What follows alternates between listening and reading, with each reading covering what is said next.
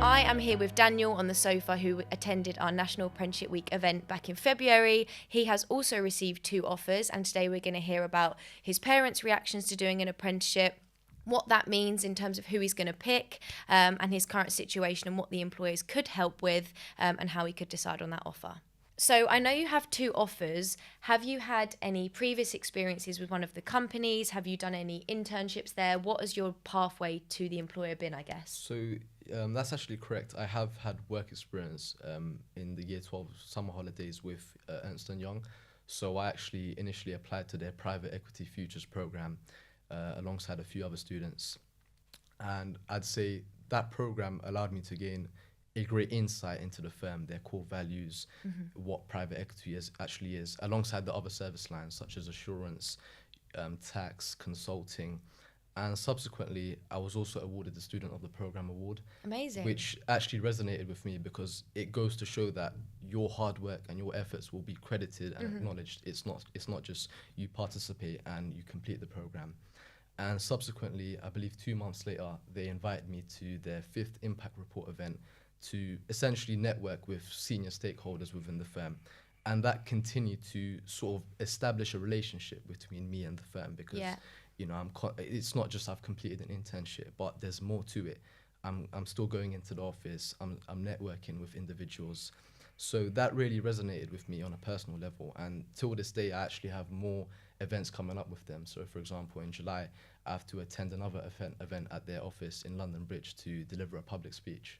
Wow. And I think that's really important and really key for employers to know is getting in and having these opportunities for young people to actually come in and experience the workplace is so crucial to them remembering you and wanting to come back. Obviously, you've had a great experience. You've gone on and you've actually received an offer off the back of that. So I think you can say to employers, you need to do more, but also to students, put yourself out there and take these opportunities because you don't know where it might lead you. So obviously you've had a lot of involvement with them. How many apprenticeships have you applied to? Obviously Ernst & Young is one that you've got an offer from, but what other routes did you take to apply? If I'm being quite transparent, I must have applied to about 50 plus apprenticeships. Wow. It was quite a tedious and challenging process. And essentially in my case, because I put all my eggs in one basket, I didn't apply to university.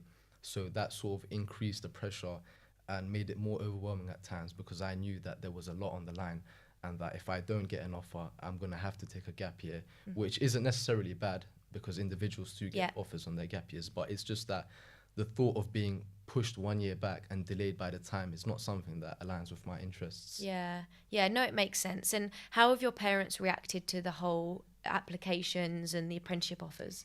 Quite frankly, they were initially sort of a bit precarious and they were a bit reluctant with the thought of an apprenticeship. Specifically in Asian households, I don't think they know too much about apprenticeships. There's not much knowledge surrounding them. For them, it's just, you know, you go to university, you get your degree, and then you start your graduate role. But I think once you actually have a conversation with your parents, sit down and let them know that, okay, cool, nowadays we've got degree apprenticeships, not just level 2 apprenticeships, but up to level 6, level 7, where you can gain valuable work experience, a fully funded degree, a qualification, all at the same time.